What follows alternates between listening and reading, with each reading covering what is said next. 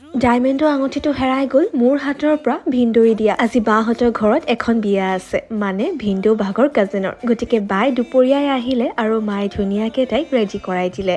আৰু আমি দুইজনী যেতিয়াই লগ পাওঁ তেতিয়াই আৰু কাপোৰযোৰত কিবা নহয় কিবা এটা প্ৰব্লেম উলিয়ামে। এতিয়া বাৰ কেকটো আছেই নহয় খাবলৈ, মানে বাৰ্থডে কেকটো। জন্মদিন বুলি পিছে এতিয়ালৈকে ক'তো যোৱা নাই দেই তাইৰ, কাৰণ এতিয়া তেওঁলোকৰ হাতত সময় নাই, ইমানেই বেছি বিয়া। গতিকে ভাবিলোঁ দুপৰীয়া মানে গধূলিলে অলপমান তাই উলিয়াই লৈ যাব। আৰু চাওকচোন উলিয়াই থকাৰ মাজতে লাইটটো গ'লগে আৰু দেহাই গাড়ীত গান শুনি গৈছে, দেখিছে নহয়।